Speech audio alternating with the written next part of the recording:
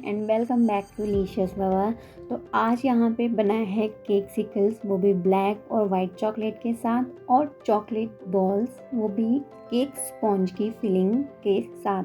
तो ये वीडियो थोड़ा लंबा होने वाला है, तो चलिए बनाते हैं इसको। तो इस केक सिकल्स को बनाने के लिए यहाँ पे मैंने 120 ग्राम डार्क चॉकलेट लिया है, जिसको मैं डबल बॉइलिंग प्रोसेस से मेल्ट कर रही हूँ। तो इसके लिए मैंने पहले एक बाउल में एकदम गर्म पानी ले लिया और उसके ऊपर एक बाउल में चॉकलेट्स को छोटे छोटे पीसेस में कट करके रख लिया है। अब मैं उसी गर्म पानी के ऊपर रख के उसको स्पैचुला की हेल्प से हिलाते हुए मेल्ट कर रही हूँ अपने डार्क चॉकलेट को। तो अभी आप देख सकते हैं कि डार्क चॉकलेट कितने अच्छे से मेल्ट हो गया है। तो अब ये डार्क चॉकलेट से ही हमारा केक सिकल और चॉकलेट बॉल्स बनेगा। तो अब यहाँ पे हम थोड़ा सा डार्क जो हमारा मेल्टेड चॉकलेट है ना, उसको हम अलग निकाल लेंगे और इसमें थोड़ा सा हम रूम टेम्परेचर पे ही मिल्क ऐड करेंगे, क्योंकि हम इसको गनाश की तरह रेडी कर रहे हैं। अब हम इसको गनाश की तरह रेडी करने के बाद यहाँ पे मैंने ना केक स्पॉन्ज बना के रख लिया था वेनिला फ्लेवर का। स्पॉन्ज बनाते हुए मैंने नहीं दिखाया क्योंकि वीडियो बहुत लंबी हो जाती इसलिए। तो जैसे मैं वेनिला स्पॉन्ज बेक करती हूँ सेम केक के लिए, सेम वैसे ही मैंने स्पॉन्ज को बेक कर लिया था और उसको मैंने क्रश कर लिया। अब उसमें मैं अपना ये चॉकलेट गनाश मिक्स कर रही हूँ, ताकि वो छोटी छोटी सी चॉकलेट की बॉल्स बन जाएं और केक सिकल के शेप का एक डो बन के रेडी हो जाए। तो अभी हम इसको अच्छे से एक डो रेडी कर देंगे। बिल्कुल गीला भी नहीं करना है और सूखा भी नहीं रखना है, बीच का होना चाहिए। तो मैं एक साथ ही सारे स्पॉन्ज को तोड़ के मैंने नहीं ले लिया था, मैं थोड़ा थोड़ा करके ले रही हूँ। अब यहाँ पे मैंने अपने केक सिकल का मोल्ड ले लिया है, ये सिलिकॉन का मोल्ड होता है और ये मैंने मीशो से मंगवाया था और ये काफ़ी रिजनेबल रेट में मुझे मिल गया था। तो अब यहाँ पे ये जो मेरा मेल्टेड चॉकलेट है डार्क चॉकलेट, इसको मैं केक सिकल के मोल्ड में डाल रही हूँ और डाल के इसको चारों तरफ से फैला रही हूँ। तो ध्यान आपको यहाँ पे ये देना है कि अभी ठंडियों का टाइम है, तो आपको यहाँ पे फटाफट अपना हाथ चलाना है, क्योंकि चॉकलेट बहुत जल्दी से जम जाती है और अगर जम गई चॉकलेट तो वो पूरे मोल्ड में अच्छे से स्प्रेड नहीं होगी। तो यहाँ पे मैं फटाफट से कर रही हूँ, चॉकलेट्स डाल रही हूँ और चारों तरफ स्पून की हेल्प से पूरा अच्छे से फैला दे रही हूँ। तो यहाँ पे आपको चॉकलेट मोल्ड में डालते टाइम ये ध्यान देना है कि चॉकलेट बहुत कम नहीं डालना है, वरना जो इसकी परत होगी ना केक सिकल के ऊपर की, वो बहुत पतली रहेगी और वो टूट जाएगी। तो यहाँ पे मैं 2 स्पून सारे केक सिकल के मोल्ड में डाल रही हूँ और अच्छे से स्प्रेड कर लिया मैंने। और ये काम जल्दी से करना है, वरना चॉकलेट अगर जमने लग गई तो फिर आपका काम और बढ़ जाएगा। अब इसमें मोल्ड में चारों तरफ फैला के चॉकलेट को मैंने रख दिया 5 मिनट फ्रिज में फ्रीज़ होने के लिए, और अब वो फ्रीज़ हो रहा है। तब तक हम यहाँ पे अपनी चॉकलेट बॉल्स बना लेते हैं।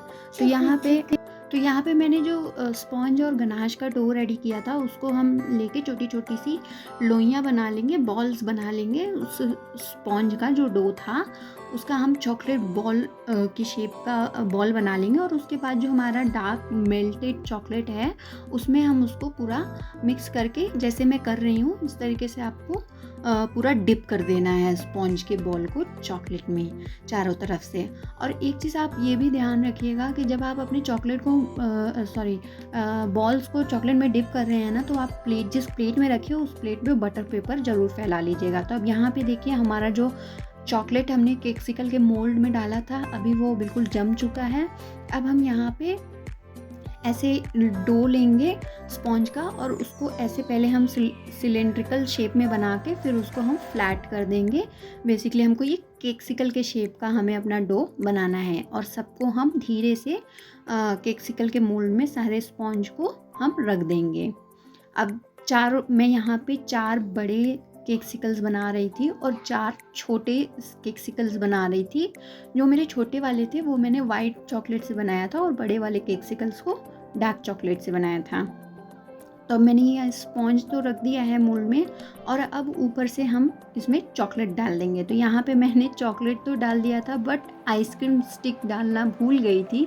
तो फिर मुझे याद आया तो मैंने फट से आइसक्रीम स्टिक डाला है। और इसको स्टिक को डालते टाइम भी आपको ध्यान देना है कि स्टिक सिर्फ स्पॉन्ज में ही जाके स्टिक हो, नहीं तो अगर आप ज़ोर ज़बरदस्ती से डालेंगे तो जो नीचे का चॉकलेट जमा हुआ है ना, उस पे जाके स्टिक अगर लग गई तो जब आप केक्सिकल को निकालेंगे तो वो बहुत ख़राब हो जाएगा, मतलब वो टूट जाएगा, उसमें फिनिशिंग नहीं आएगी। तो ये केक्सिकल के मोल्ड को ना मैंने थोड़ा सा काट दिया था, जहाँ से मैं स्टिक डाल रही हूँ वहाँ पे मैंने उसको काट दिया था, ताकि हमारा केक्सिकल जब बन के रेडी हो जाए तो वो आराम से निकल जाए। वरना क्या होता है कि केक्सिकल तो बहुत अच्छा बन के रेडी होता है, बट वो डीमोल्ड करते टाइम पे ही टूटता है।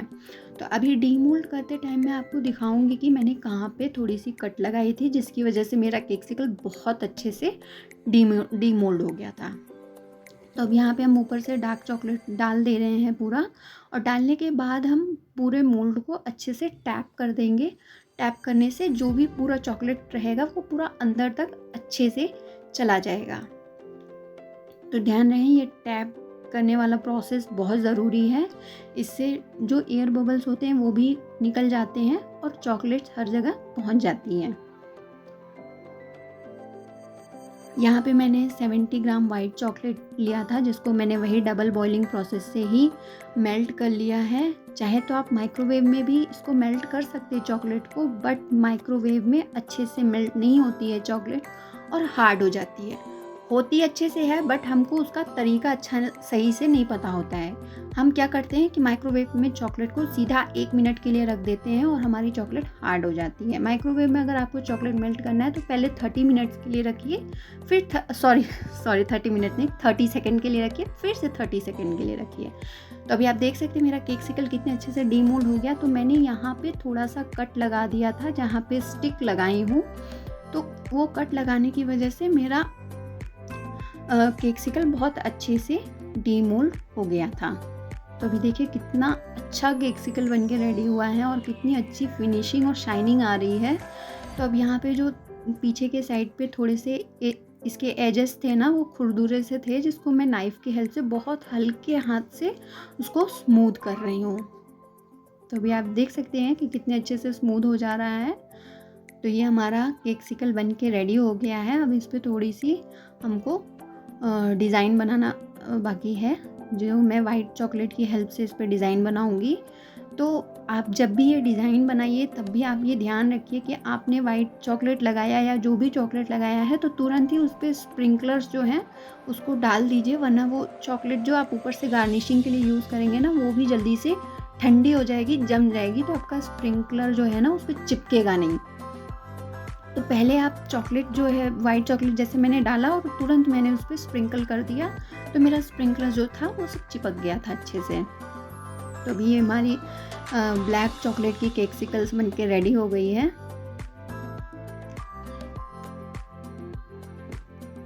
अब यहाँ पे हम वाइट चॉकलेट को फ्रीज़ होने के लिए हमने रख दिया था, वो फ्रीज़ हो गया। अब हम इसमें अपना स्पॉन्ज डाल लेंगे, जैसे ब्लैक केक्सिकल्स में डाला था, और यहाँ पे स्टिक डाल दिया। क्योंकि ये छोटा मोल्ड था इसलिए ये स्टिक बड़ी पड़ रही थी और वो जल्दी से अंदर की तरफ जा ही नहीं रही थी, लेकिन फिर भी मैं कैसे कैसे करके मैंने डाल दिया। और अब ये वाइट केक्सिकल में मेरे साथ क्या हुआ था कि इसमें ना स्पॉन्ज ज़्यादा हो गया था और चॉकलेट कम हो गया था, इसलिए जब मैंने डीमोल्ड किया था तो केक्सिकल थोड़ा सा किसी किसी जगह पे चॉकलेट नहीं था। तो इसमें भी हम सेम वही प्रोसेस करेंगे जो हमने ब्लैक केक्सिकल्स के साथ किया था। अब इसको भी हम फ्रीज़ होने के लिए रख देंगे 5 मिनट के लिए। ठंडी का टाइम है तो जल्दी से फ्रीज़ हो जाता है। अब यहाँ पे जो हमारी चॉकलेट बॉल्स थी, अब उसको उस पर डिज़ाइन बनाने का टाइम आ गया है। तो ये वाइट मेल्टेड चॉकलेट थी, इसी से मैं लाइनिंग करके इस पर भी स्प्रिंकलर्स डाल दूँगी। बट इस पे मैंने क्या गलती की ना, मैंने सोचा कि फटाफट से सारे बॉल्स पे पहले वाइट चॉकलेट लगा देती हूँ, फिर साथ में स्प्रिंकल करूँगी। बट क्या हुआ कि वाइट चॉकलेट जो थी वो तुरंत जम गई और मेरे स्प्रिंकलर्स जो है इधर उधर ढंगला के गिर जा रहे थे, वो चिपक नहीं रहे थे। तो फिर से मुझे सब पे वाइट चॉकलेट लगाना पड़ा और फिर सारे स्प्रिंकलर्स उस पर डालने पड़े। तो अभी मैं यहाँ पे आपको ये चॉकलेट बनाने के साथ में इसकी पैकेजिंग भी बताऊँगी कि इसको कैसे आप अट्रैक्टिव पैक कर सकते हैं और अभी तो ये गिफ्टिंग पर्पज़ से बहुत बेस्ट होता है ये चॉकलेट्स वगैरह। तो यहाँ पे मैंने ये कप केक लाइनर लिया था छोटा-छोटा ब्राउन कलर का, इसीलिए मैंने लिया था कि इसको मैं चॉकलेट बॉल्स के लिए यूज़ करूँगी। तो मैंने ये डिब्बा लिया था, ये चॉकलेट बॉल का डिब्बा नहीं है, बट मैंने इसको कैसे तो जुगाड़ करके इसमें कैविटी वगैरह फिट करके इसको चॉकलेट बॉल का बॉक्स मैंने बना दिया था। तो यहाँ पे एक बॉल मेरी कम पड़ रही थी तो मैंने वहाँ पे फ्लावर लगा दिया था। तो इस तरीके से आप पैकिंग वैकिंग करके, अभी तो वैलेंटाइन आ रहा है तो आप इस तरीके से आप मार्केट में इसको भी सेल कर सकते हैं। तो अब ये देखिए हमारा वाइट केक्सिकल कैसे ख़राब हो गया है, क्योंकि इसमें स्पॉन्ज ज़्यादा हो गया था और चॉकलेट थोड़ी सी साइड साइड से कम पड़ गई थी। बट कोई नहीं, मैं इसको भी मैनेज कर लूँगी और आपको पता ही नहीं चलेगा कि कैसे हुआ। तो ये जो टूट गए थे ना साइड साइड में, जो ब्लैक स्पॉन्ज दिख रहा था ना, उस पर मैंने ऊपर से वाइट चॉकलेट लगा दिया था। फ़ोन में मेरे वाइट चॉकलेट वैसे भी ऑलरेडी पड़ी हुई थी तो मैंने उस पर लगा दिया था। तो अभी ये मैं केक्सिकल जो है बॉक्स में पैक कर रही हूँ। तो इसके नीचे मैंने गोल्डन फॉइल लगा दिया है ताकि केक्सिकल्स आपस में एक दूसरे से चिपके नहीं, गर्मी में भी, मतलब अगर ठंडा नहीं मिल रहा है तो गोल्डन फॉइल लगा देने से वो अच्छे से ही था। तो अभी यहाँ पे मैंने देखिए कैसे सबको कवर कर दिया है। अभी इसमें बिल्कुल भी स्पॉन्ज कहीं भी नहीं दिख रहा है। तो अब इसमें भी हम डिज़ाइन बना दे रहे हैं। थोड़ा सा मैंने पिंक कलर डाल दिया वाइट चॉकलेट में और उसको सेम वही इजी डिज़ाइन होता है, लाइन लाइन करके आप स्प्रिंकल कर दीजिए। यही सबसे बेस्ट डिज़ाइन होती है, सिंपल एंड सोबर लगता है। तो ये बहुत ही इजी है। देखने में आपको लग रहा होगा कि काफ़ी टाइम लग रहा है, बट ऐसा नहीं है। टाइम इसलिए लग रहा है क्योंकि मैं उसमें साथ में चॉकलेट बॉल्स भी बना रही हूँ। बट अगर आपका स्पॉन्ज केक का बच जाता है और आपके पास चॉकलेट है तो आप इस तरीके से केक्सिकल्स बना सकती हैं। अगर केक्सिकल्स का मोल्ड नहीं है, नहीं बनाना चाहते हैं, तो आप चॉकलेट बॉल्स तो ईज़िली बना ही सकते हैं। तो ये जो मेरा बोर्ड है, अरे सॉरी, बॉक्स आप देख रहे हैं, ये ब्राउनीज़ का बॉक्स है, बट इसको मैंने केक्सिकल के लिए यूज़ कर लिया था। और मैं ये केक्सिकल्स बना के ले जा रही थी कल्याण, और बिल्कुल भी इसमें स्वेटिंग वगैरह कुछ भी नहीं हुई और मैं इसको एज इट इज़ लेकर गई थी। तो अगर वीडियो पसंद आया है तो लाइक करिए, शेयर करिए और चैनल को सब्सक्राइब करिए। और अगर आपको कुछ कमी लगती है या आप कुछ इसमें और भी बताना चाहते हैं, ऐड करना चाहते हैं, तो आप कमेंट करके भी मुझे बता सकते हैं, क्योंकि मुझे कुछ ना कुछ कमेंट से भी सीखने को मिलता है। तो thank you for watching, subscribe my channel.